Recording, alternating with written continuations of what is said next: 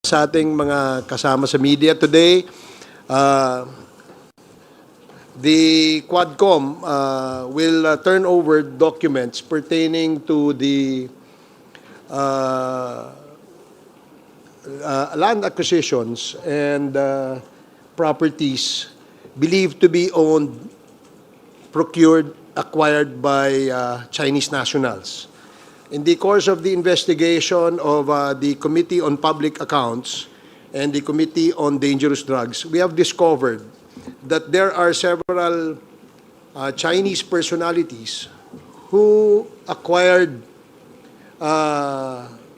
thousands of hectares of land in the province of Pampanga. And this was the result. These documents are the findings of the Committee on Public Accounts and the Committee on Dangerous Drugs, where corporations majority owned by Chinese, ang na-discover natin that acquired these properties. And now we will, the part of the recommendation of the committee, the Quad Committee, is to turn over these documents to the Office of the Solicitor General in order to conduct their own investigation for possible for future proceedings for these properties. Malaki ho ang na-discover dito sa laki ng lupang nabili ng mga Chinese nationals, no? Na alam naman po natin that the Constitution prohibits foreign nationals from acquiring 100% ownership ng ating mga lupa at ng mga pagtatayo ng mga korporasyon. So today, as just to let the people know na ito ho ay trabaho ng Quadcom at gusto naming i-emphasize na ang Quadcom ay walang politika kundi trabaho lamang. And that's why we're privileged to have with us today our representatives from the Office of the Solicitor General, Attorney Hermes Ocampo, the Assistant Solicitor General, Attorney Gilbert Medrano, the Assistant Solicitor General, Attorney Neil Lorenzo, the Senior State Prosecutor. So, welcome and thank you for joining us here in this turnover of petition for civil forfeiture sa Office of the Solicitor General. So, can we turn this over now?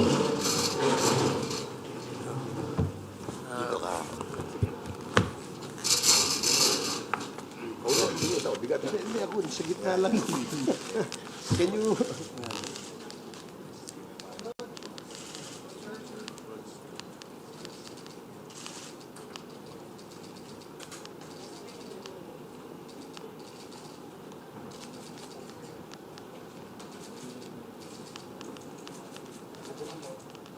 Alright. Okay. Thank you. Thank you po. Kayo nang bahala dyan. Dapat marami makasuhan na dyan. So, we will now open the floor for questions from our friends in the media. But before that, please allow me to acknowledge the presence of Congressman Rog Gutierrez, Congressman Paulo Ortega, my co-chair in the Quadcom, Congressman Dan Fernandez, and of course my co-chair, the chair of the Committee on Public Accounts, Congressman Caraps Paduano.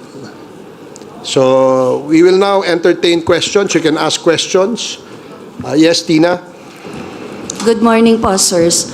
Sir, can you mention prominent Chinese personalities na involved po dito sa mga documents na turn over po ninyo? Okay, we will ask the chairman of the Committee on Public Accounts the names of the owners of these properties. Good morning, everyone. Anyway, during the last year's hearing, lumabas na po yung pangalan ni a certain Eddie Tayang, in which the Bureau of Immigration confirms that Eddie Tayang is a Chinese citizen, with being a passport holder of a Chinese, in the person of Jia Jingyang.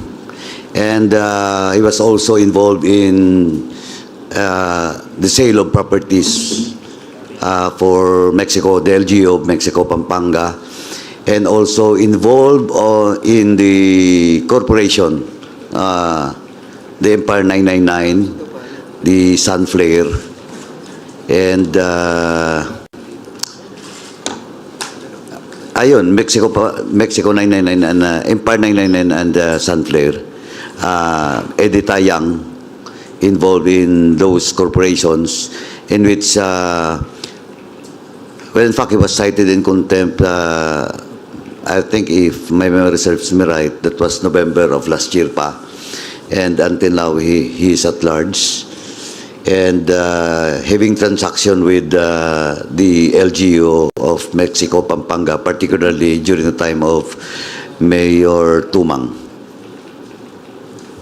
In addition also to the names mentioned by Congressman Paduano, a certain Willie Ong also have acquired hundreds, based on our records, we have 300 land titles registered under his name. And Mr. Willie Ong has likewise been identified as a Chinese national. So he organized a corporation called Empire 999, and there are also acquisitions under his name. So yan. And then Tony Yang, the brother of Michael Yang. Sir, can you give us an estimate kung gaano kalaki yung halaga ng mga properties na nabili ng Chinese nationals? As of now, we cannot yet, of course, the actual yung worth ng properties, no? But thousands of hectares po ang involved dito. And what is prominent is the corporations, no? That was owned by these Chinese nationals. Yung Empire 999 po, as I've said, Sunflare, at saka Empire 999 and Sunflare po. In addition to that, para at least medyo klaro, kasi yung Empire 999, Realty Corporation, isang company lang yon. Consider mo yung pinag-uusapan ditong titles, almost 300 titles.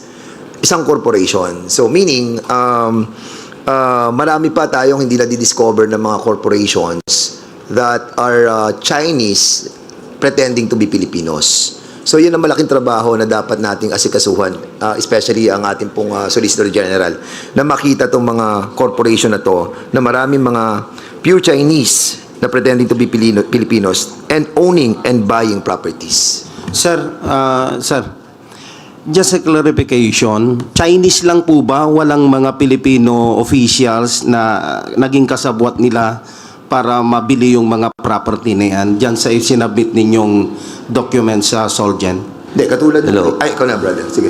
As I've said, particularly with the transaction between Edita Yang and the sale of property which is worth 79.5 million in Mexico, Pampanga, the person of interest involved here is the former mayor, Mayor Tumang, Tede Tumang. Alam po naman natin na he was already dismissed twice by the Office of the Ombudsman.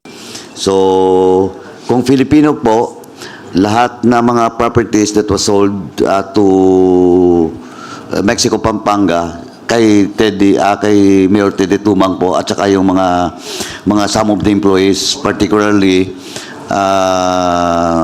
Roy Gomez, no, is involved and until now also at large.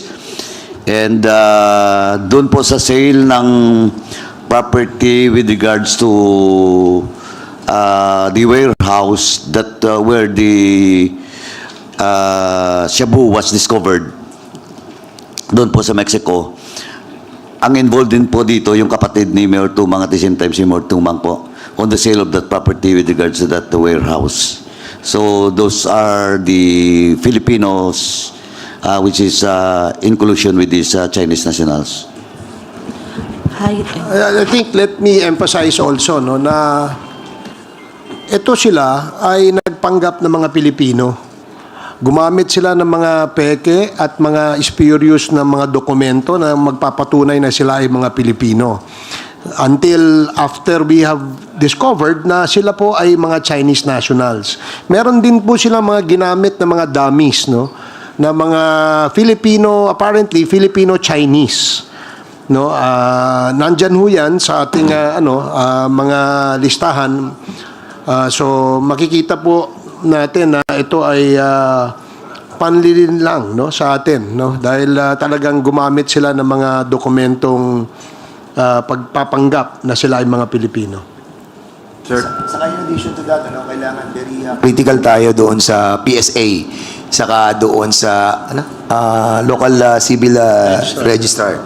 Very particular tayo doon dahil doon tayo doon na lang yun ang ginamit ng mga Chinese. Ang PSA nag-relax sila doon sa requirements nila para sa birth certificate. Also doon sa mga local civil registrar. Kaya yun nga, sana itong ating pong Solicitor General have to look deeper doon sa problem ng PSA sa local civil registrar. Sir. Knowledge mo, sir? Ay. Of course, we'd like to acknowledge also the presence of our overall Vice Chair, Congressman Romiaco. Good morning, Chairman. Yes, Mela. Sir, tanong ko lang po, from the side of Office of the Solicitor General, ano pong masasabi nyo dito sa mga itinurn over na dokumento ng Quadcom at moving forward, ano po ba yung magiging proseso nyo rito?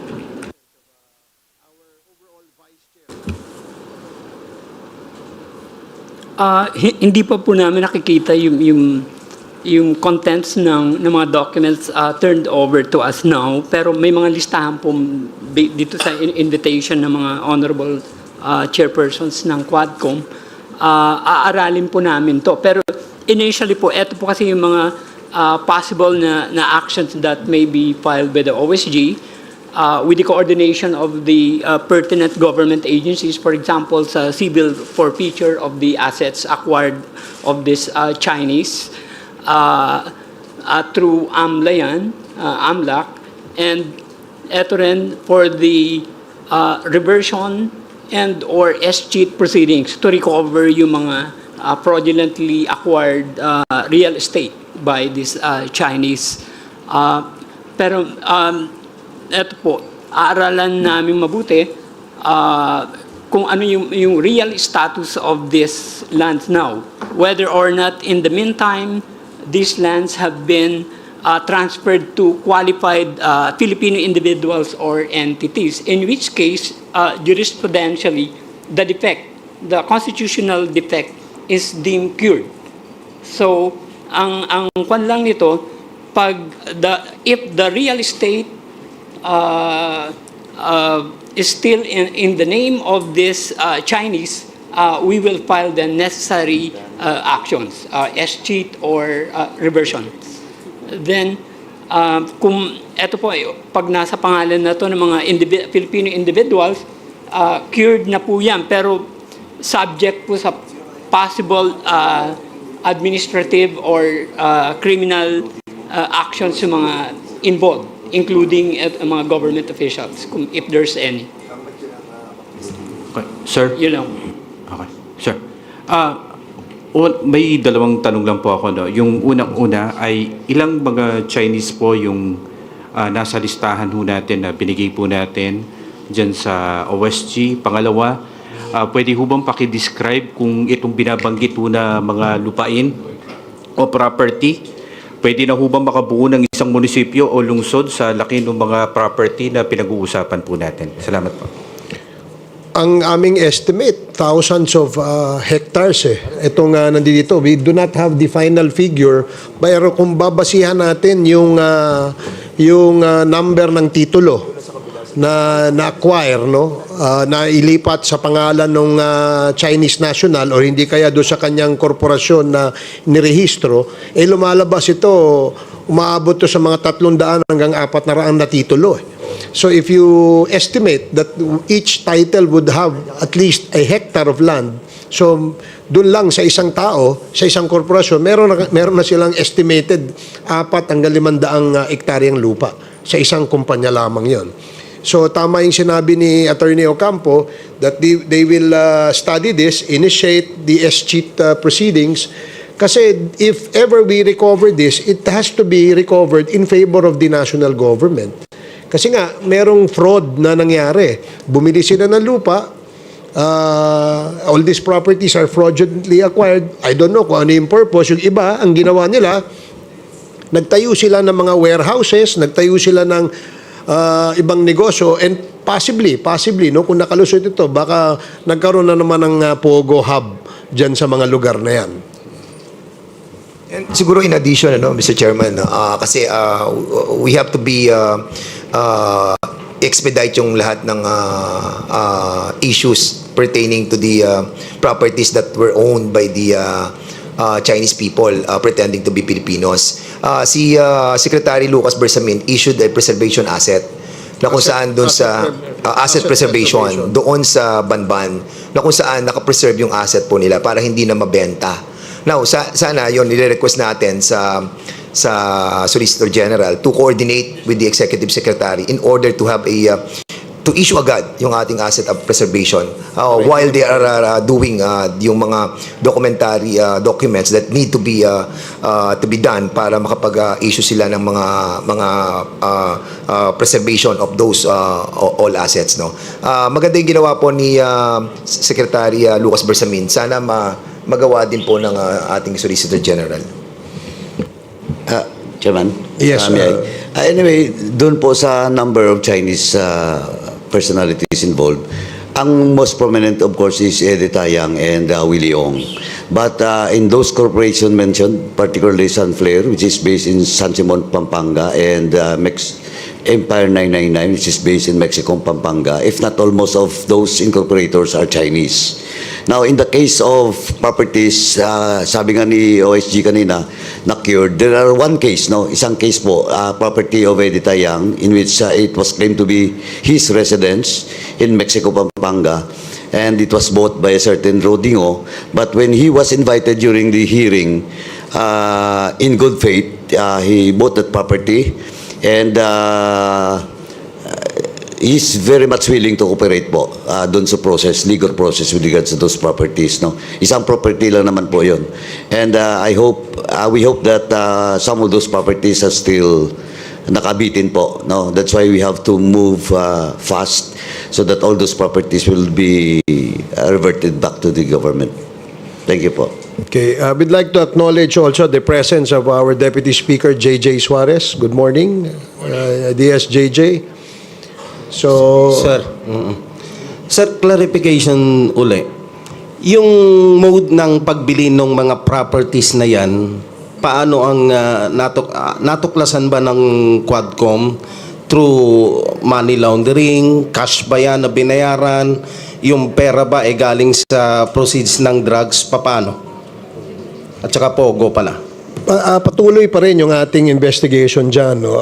As far as paano sila nakapag-acquire, of course, they possess fraudulent documents pertaining, saying that they are all Filipinos. Kaya regular, no? Merong presumption of regularity do sa kanilang pag-acquire nito mga properties na to. Now, nasa proseso po ngayon ng Quadcom ang pag-determine whether ito bang mga ginamit na pera pambili ay isang paraan para makapag-launder o makapaghugas sila o makapaglaba, no, in layman's language, ng kanilang pera.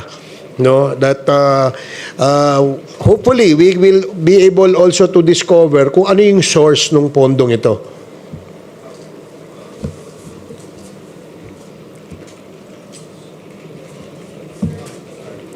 Okay.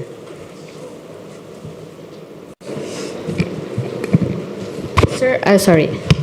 Kung tanong ko lang, sakaling magsusulong tayo ng panukalang batas, ano po ba ang nais nating isulong ng Quadcom, especially dito sa pag-acquire ng napakaraming mga land titles ng mga foreigners? And then, ano po ba yung pananagutan ng PSA, lapses, dahil nga nabibigyan kaagad ng mga birth certificate po itong mga banyaga? Thank you. Well, dun sa pag-acquire nila ng property bilang foreigner, nasa constitution po yan. So hindi na po siguro kailangan gumawa ng batas because there was a clear violation of the provision of the Constitution. Pero doon sa PSA, yan po ang aming pinag-aaralan sa ngayon. No? Kailangan maging mahigpit yung requirements para bago sila mag-issue ng Certificate of Live Birth. Lalong-lalo na doon sa mga nag-a-apply under the policy of late registration. Kasi karamihan dito sa mga Chinese na ito ay late registration.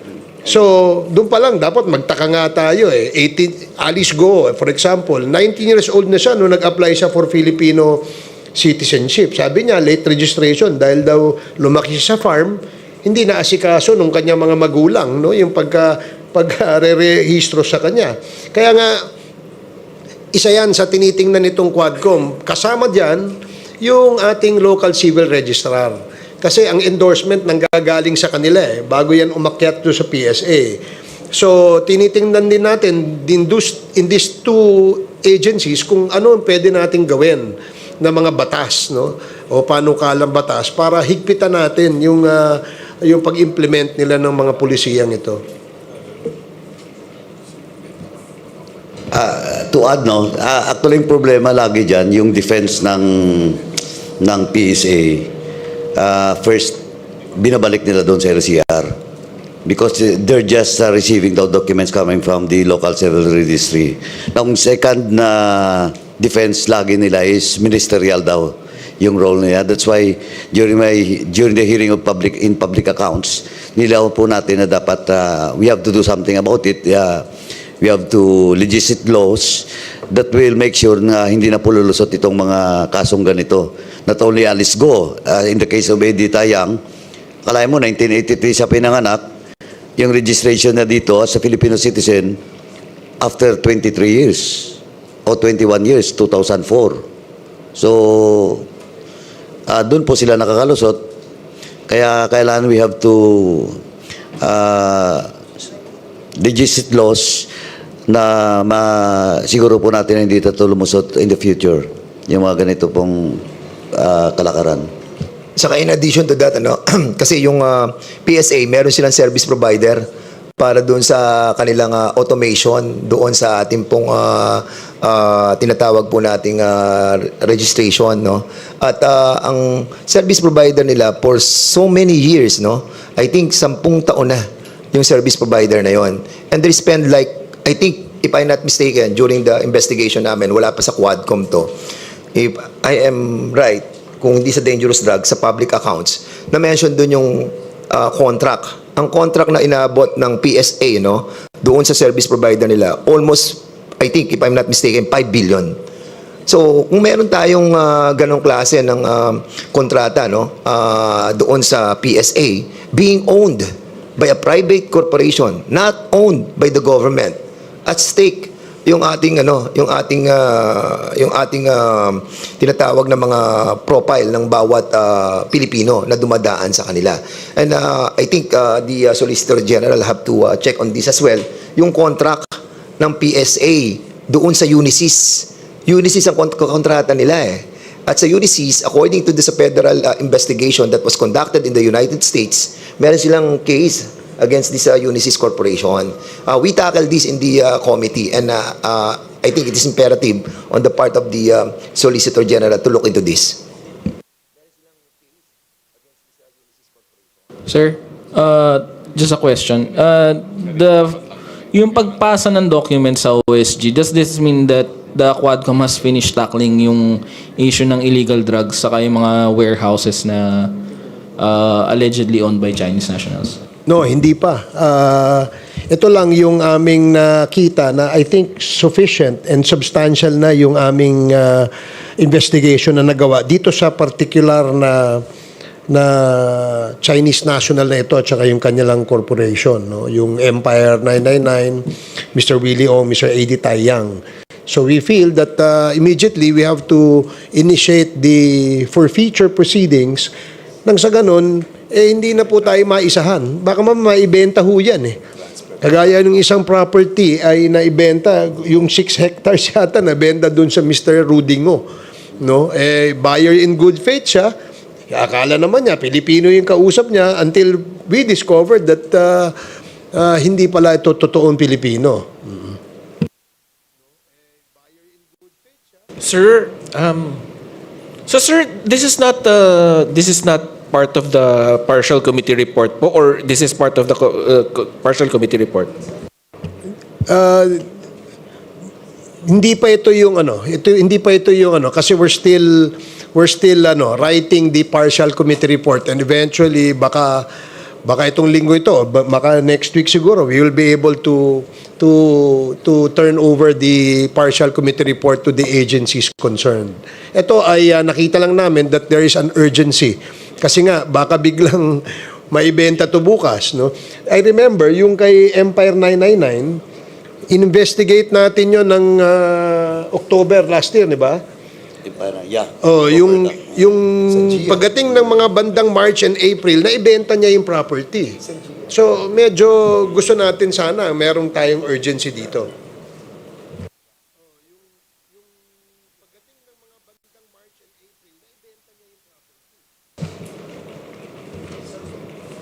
Sir, bukas Quadcom ulit tayo. Confirm ba na dadalaw si dating Pangulong Rodrigo Duterte? Siya, galing mo tanong mo, Vic, ah. Kala ko dito lang tayo muna sa property. Sige, hindi. We already sent out invitations. Nireiterate lamang natin. Kasi nga yung dati na pinadala natin, kung di ako nagkakamali, during our second or third Quadcom hearing yan, napadala natin yung mga invitation yan. Pero walang tugon. Walang, no? That's why we reiterated. Maaring hindi natanggap, maaring, kaya nga, itong invitation na ito, nagpadala tayo ulit. Natanggap po ba? Wala pa kaming feedback. I think we course it through the PNP na mapadala ito para mas mabilis. So, okay. Hopefully. No. Good morning po, good Congressman. Earl po from IVC 13. Sir, on another topic, sa press con po ni Vice President Sara Duterte and over the weekend, ilan po sa mga House leaders natin na nagpahayag ng kanilang pagkabahala sa ilang mga statement na binitawan ng ating Vice Presidente. Any comments or reaction po on this one, sir? Thank you.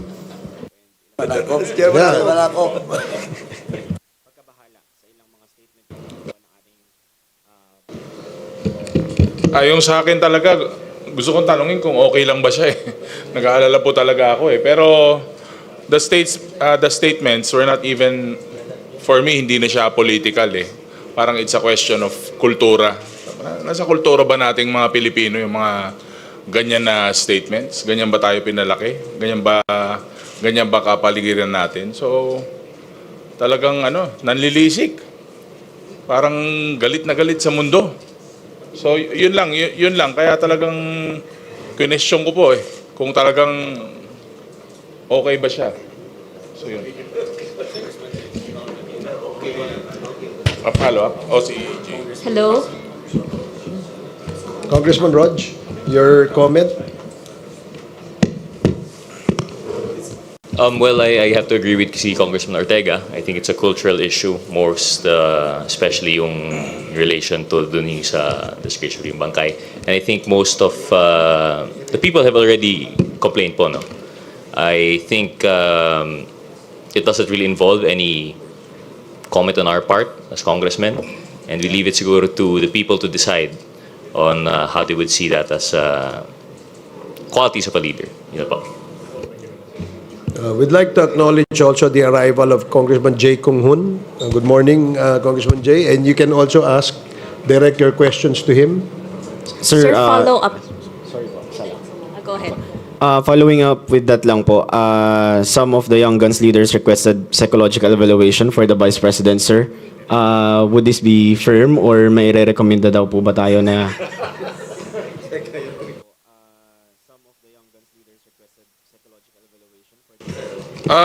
Suggestion lang naman yun. Hindi naman, una-una, hindi rin naman ako pwedeng magrekomenda at wala rin akong kilala.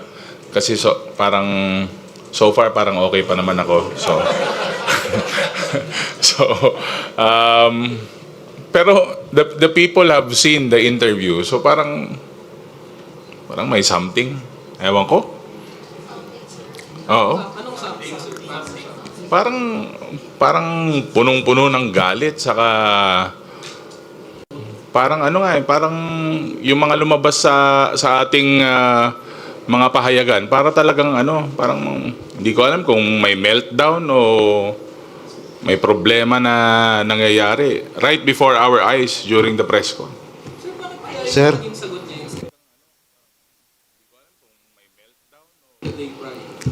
Yung kasi yung yun ang lalabas sa news juicy So, dito naman sa Quadcom, from the start, we've been evidence-based.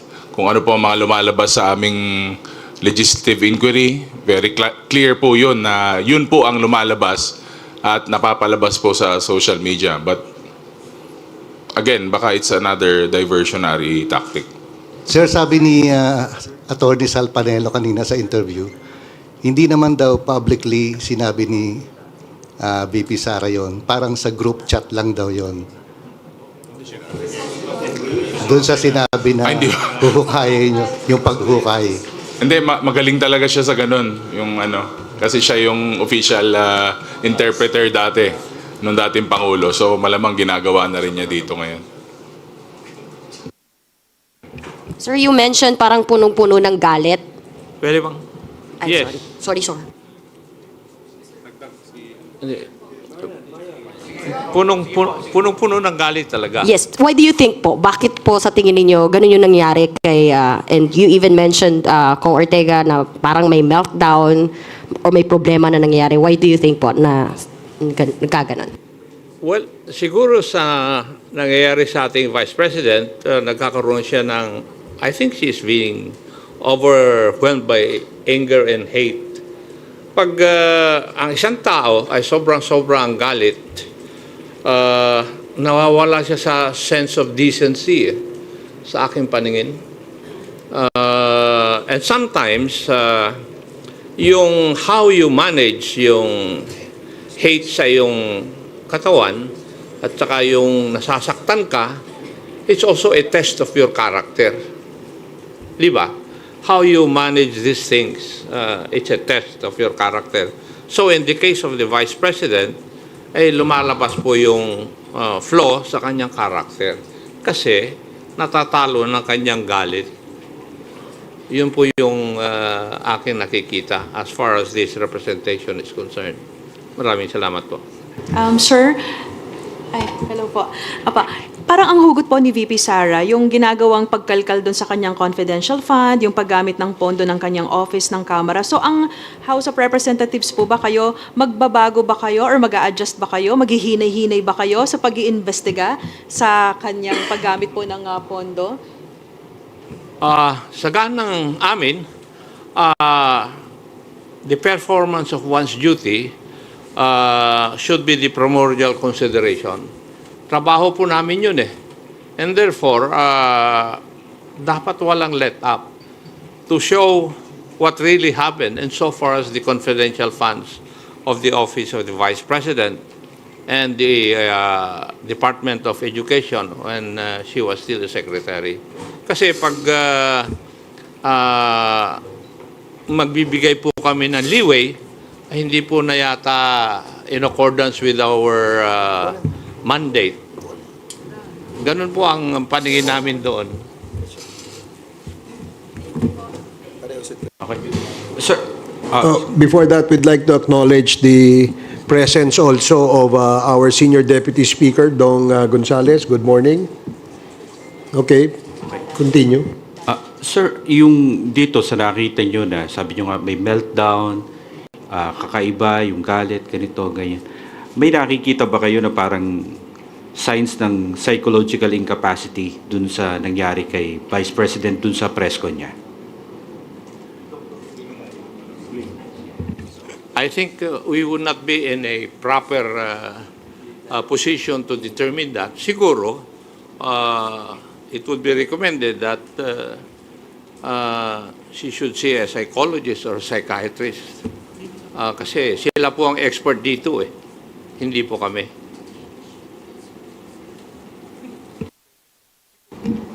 Sir, sorry, good morning po. Hindi lang po si Pangulong Marcos and former President Apo Marcos yung, kumbaga, tinira ni VP Sara. Meron din po kasi siyang binanggit laban din po kay Speaker Romualdez na sinabi niyang embarrassment daw po ang ating House Speaker. As House leaders, ano pong masasabi po ninyo dun sa pahayag po na yun? That's her opinion. It's not the opinion of 120 million Filipinos. Di po ba? And she is entitled to her opinion. Sir, follow-up lang. Kasi yung embarrassment po is stemming from doon sa sinabi ni VP Sara na tumanggap daw po ng suhol si Speaker Romualdez. Do you know anything about this? Or what can you say about this po? Tungkol saan yun? She did not expound or elaborate po yung tungkol doon. Sa susunod daw niyang press con. Pero, So we will not be commenting on that. Kasi hindi naman namin alam kung ano suhol yan. Hayaan mo po muna mag-expound siya. Then we'll answer the issue about it. And second siguro, I'd just like to add, no? Just like what we have done with the Office of the Vice President, giving due courtesy to that office, ang unsolicited advice po is the Vice President should also give due courtesy to the office of the President and of course to the late Ferdinand Marcos Sr. Yun lang po. Kasi well in fact, for the record, napakaganda na pong binigay naming courtesy sa kanya nung she was invited during the Good Government Committee hearing. Well in fact, he was allowed to speak while not taking her oath. So, yun lang po, unsolicited advice. Just give due courtesy to the office of the President. Well, Congressman Gonzales po, no? Well, regarding dun sa suhol, di po namin alam yun, di ba? Ang pagkaalam ko po from the day of the campaign, ang kasama po ni Vice President Sara ay si Speaker Martin Romualdez. Alam niyo po, sa totoo lang, pag nag-uusap kami ni Speaker, kasi po may survey na lumabas na mababasa sa Pampanga during those times, ang pinakiusap ni Speaker Romualdez sa amin na kung pwede tulungan si Vice President Sara sa Pampanga. Kasi nga, may kandidatong Kapampangan doon, si Kiko Pangilinan. At mataas si Kiko Pangilinan kasi Kapampangan. So, winork out po namin yun. At from day one up to the proclamation, kasama po si Speaker Martin Romualdez. Ang kwento, lahat po, siya po ang nagmamalasakit kay Vice President Sara. Kaya nagtataka po ako, biglang bumaligtad, na kung hindi sa'yo, Speaker Martin Romualdez, hindi ako naging Vice President. Meron pong statement ganyan nung napanood po natin yun. Kaya sana po,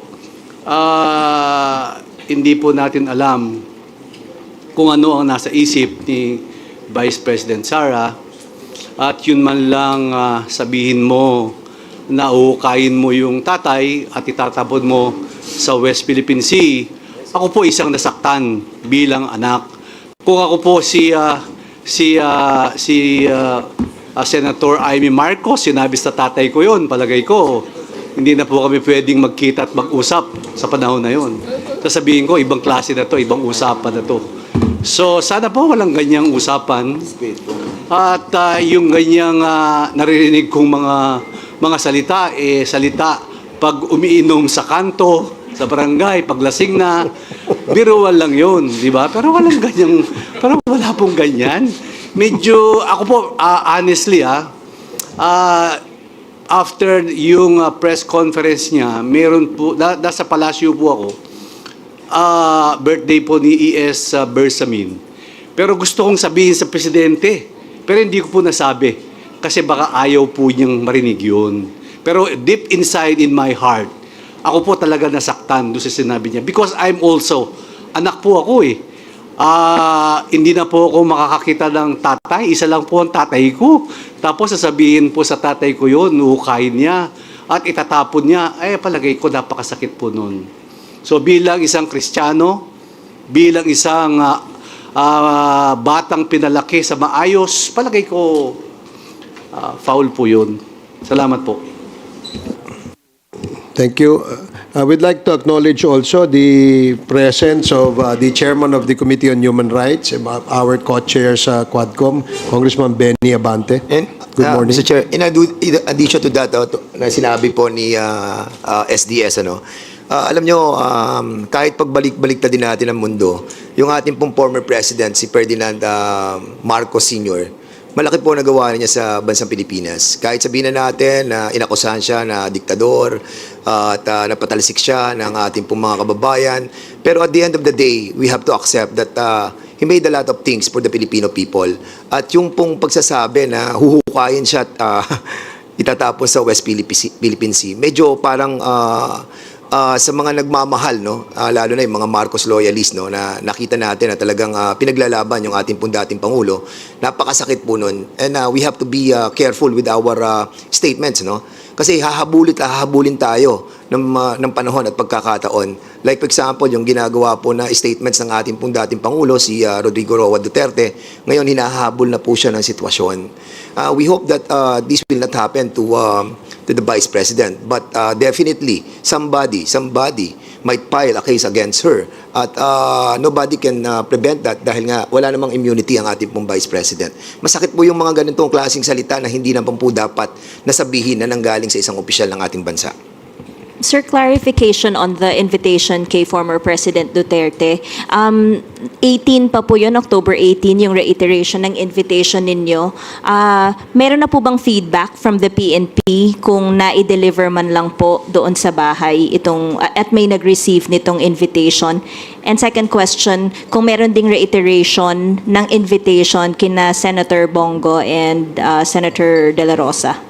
Well, kasi dun sa previous invitation that we sent, I think, kung di nga ako nagkakamali, during the second or third Quadcom hearing yun, open-ended yun until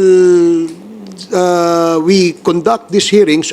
Open invitation po yung aming invitation. We only had to reiterate kasi para matagal-tagal na rin yun. This is already the 9th and going to be the 10th hearing of the joint committee hearing. So that's why we had to send and reiterate the invitation. Pero I understand may sulat din po kayo kay CIDG Chief Yes, we to did. ensure na may magre-receive, may feedback na po. As we speak, wala pa kaming nakukuhang feedback. But we had to course it through the PNP kasi sila ho'y nakakalam ng address doon sa area. And we always do that naman every time we send out invitations to personalities outside of Metro Manila. Ako, magandang umaga po. Habol ko lang po, hingi lang po na reaction dun sa parallel investigation na gagawin ng Senate dun sa EJK tsaka drug war. Well, kami, I'm sure narinig nyo na yung aming opinion tungkol dyan. Kami sang-ayon din kami dyan. In fact, mas maganda nga na magkaroon din ng isang parallel investigation dahil wala namang prohibition sa aming rules. And because of merong ganyang klaseng parallel investigation, we do expect that in sync ang lower house at saka ang Senate dito sa usapin tungkol sa EJK. We really have to come up with a law para matigil at hindi na mangyari po itong mga ganitong klaseng extrajudicial killings. Now, my opinion, I'm sure my colleagues here, my co-chairs, meron din silang sariling opinion. Ang opinion ko, kung merong ang Senate, meron din ang House, ba't hindi dala natin pag-isahin? Parang BICAM. Ang dating, isang joint committee hearing, nandyan ang Kongreso, nandyan ang Senado, at nandyan yung ating investigation. I think mas malawak, mas komprehensibo, at siyempre, mas maraming mga intelligent questions na maitatanong ang mga membro nitong committee ito. So it has to be some sort of a joint every time may SONA, di ba? Meron tayong joint session. Ito, ganun din gawin natin. Mas maganda sa tingin ko. I don't know. Sa tingin ko, priority ito ng mga mambabatas eh. Kaya kung uunahin nila yung personal na interes sa pamamagitan ng pagsabi na may kampanya kasi kaya wala sila, isa sa kanilang mandato at obligasyon ay itong ating ginagawang conducting an investigation in aid of legislation. Yan po ang aming trabaho. Yung produkto ng aming komite ay pinag-aaralan at pinag-iisipan po yan. Saka lalo na, Mr. Chairman, no, para mapabilis. Remember, 2 weeks ago, nag-file kami ng 2 bill. No? Yung pong declaring EJK as a heinous crime at yung isa ng pag-stop ng POGO. Now, kung hindi magiging sinking yung upper and lower house, pagdating sa ganitong klase ng investigation at bills na pinal natin, by December, ang order ng Presidente tigil. Kung hindi natin mag-aaprubahan yung POGO bill na we filed, together with the upper house, mababaliwala po yung ating pong ginawang submission or filing of that two bills. Mas maganda po, para mapabilis po yung ating pong kilos, ay magsama na po ang Senado at ang Kongreso. Habol ko lang po. By the way, ipopropose pa namin yan kung ano ang masasabi ng ating Senate President at saka ng ating Speaker of the House. No? It was just an idea na tinitingnan natin kasi para masabi na impartial itong investigation na to dahil tayong lahat, bawat Pilipino ay naniniwala na kinukundina natin ang mga pagpatay. Wala po siguro magsasabi dito na natutuwa sila mayroong pinapatay, di ba? So dahil nga ganito kalawak itong usapin na ito at itong usapin na ito ay isang usapin of national importance, therefore ang Kongreso, ang Senado at ang lower house ay dapat magtipon para talakayin itong usapin na ito at gumawa ng solusyon nang sa ganon ay hindi na maulit ito. Habol ko lang po, ibabalik ko lang ng konti doon sa kanina. Bukod po ba doon sa pagbili ng lupa, meron po bang ginamitan ng ibang peking birth certificate para makakuha halimbawa ng gun license tsaka ng driver's license? May ganun po bang nakita yung Quadcom? Hello, lahat po. It all started with LCR and PSA. Pag may PSA na po, papasok na po yung LTO. Lahat na, and that includes passports. So, lahat ng mga government IDs and passports, doon talaga nagsimula doon sa LCR at saka sa PSA.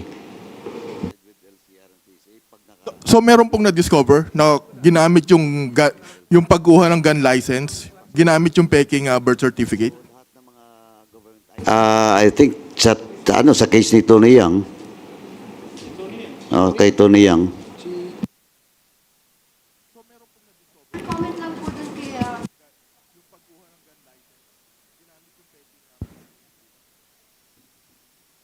I think Pimentel, recommendation is Escudero.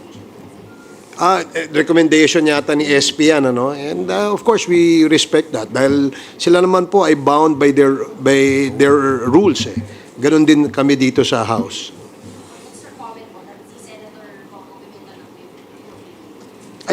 Well, kasi hindi pwedeng siguro, naisip nila na hindi pwedeng si Senator Bato because he's being implicated, no?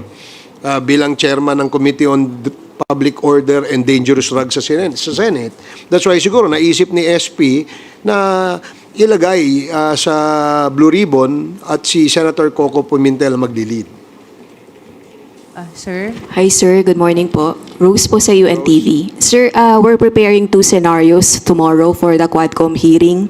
Kung mag-a-attend si dating Presidente Duterte, how do we prepare for it? At kung hindi siya dadalo, what do we expect? Do we have new witnesses to present that will corroborate the reward system of the anti-drug war? That's a good, tough question. But the chairman of the Committee on Human Rights will be able to answer that. Congressman Benny. Magandang umaga po. Sorry sa pagiging late. Anyway, bilang chairman po ng Committee on Human Rights, noon pa, nais na namin imbitahan ng ating dating Pangulo to appear, no? Not a person na inaakusahan namin, kundi bigyan ng linaw talaga ang lahat ng mga bagay na ito. Particularly yung EJK. Pagkat binanggit naman ni Colonel Espinido at ng mga ibang mga kapulisan natin na talaga may EJK. Ngayon, kung halimbawa hindi makakadalo ang Pangulo, ine-expect namin siyang dumalo sapagkat sinabi naman niya sa media na if he is invited, ay darating siya. Kaya palagay ko sa akin po, walang pagdududa na he might come. Kung di siya tumating, meron pa po kaming mga witnesses na talagang magsasalita patungkol sa mga bagay na ito. Chairman, padagdag ko lang po. Actually, yung invitation ng Presidente nung nakaraan pa yan, and to invite him once again in tomorrow's hearing is just normal, no? He's just one of the resource person that was invited in previous hearing. Now, kung question of preparations with regards to proceedings, I think yung preparation is still normal because we treat the former President as one of the resource person that will shed light on the issue of AJK. So wala pong magbabago.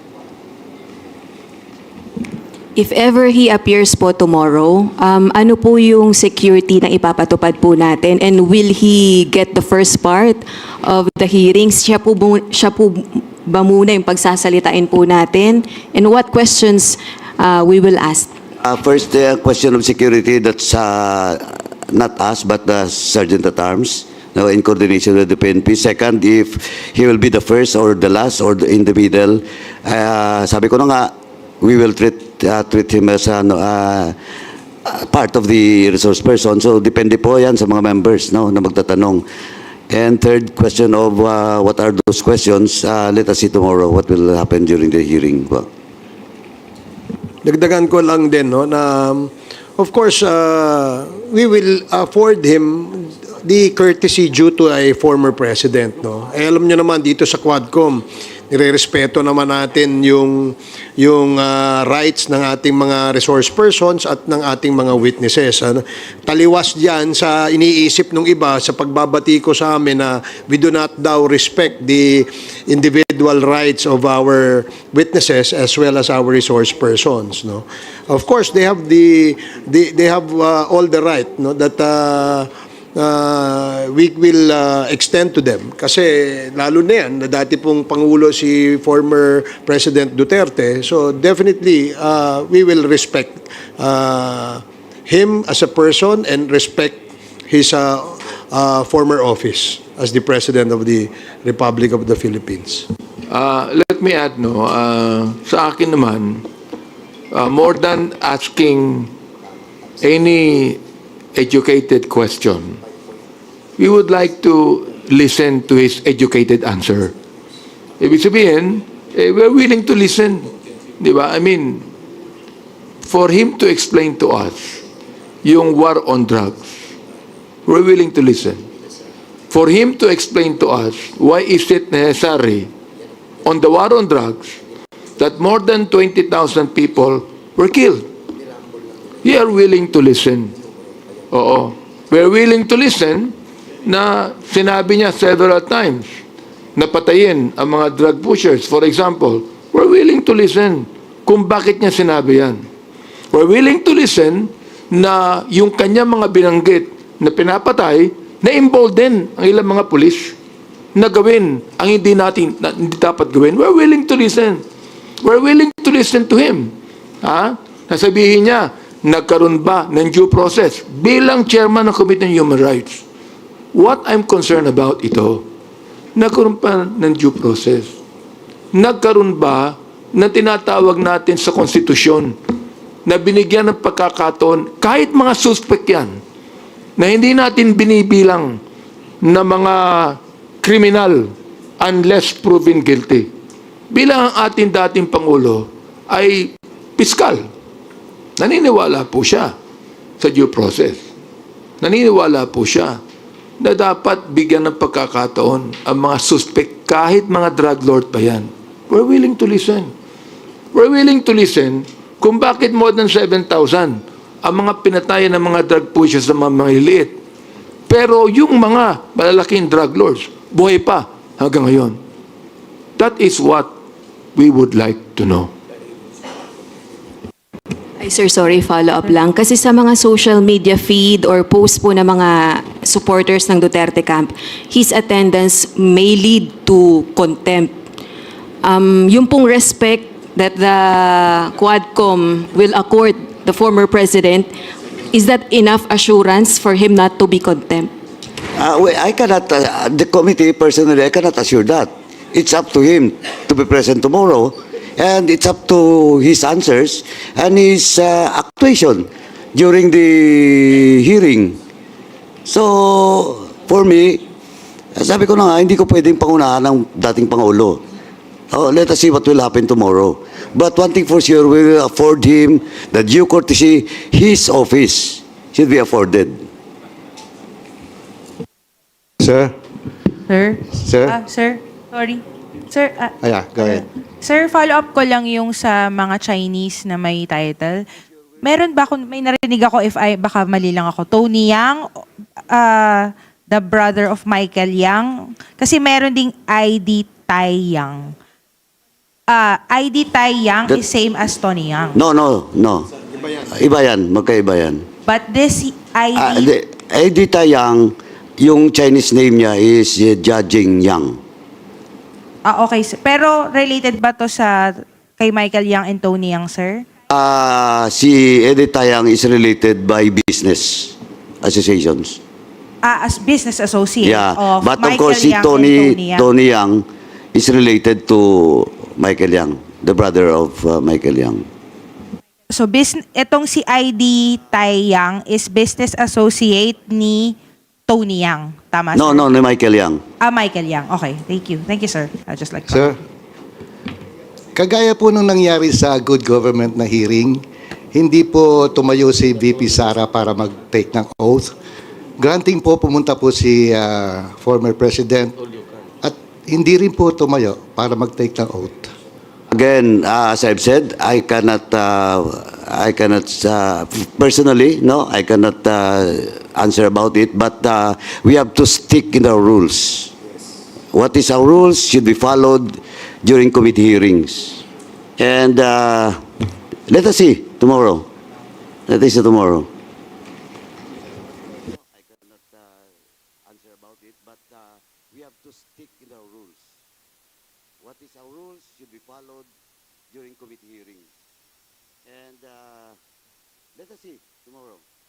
Bakit ang konti ng mga tanong nyo? Himala. Okay, sige. Okay. So, maraming salamat sa ating mga kaibigan sa media. Thank you. Yeah, you still have one more question, Rose? Okay. Sir, mag-comment lang si Rose na parang namumula po kayo. Hindi, walang tulog eh. Di ba, we're supposed to be on vacation?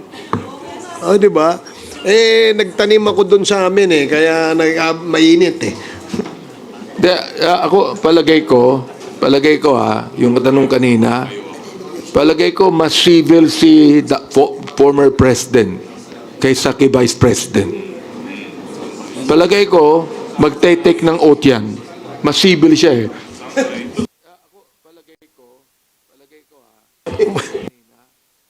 Palagay ko mas civil si former president kaysa kay vice president. Okay, thank you and salamat sa inyo sa ulitin. OSG, thank you very much. Thank you very much.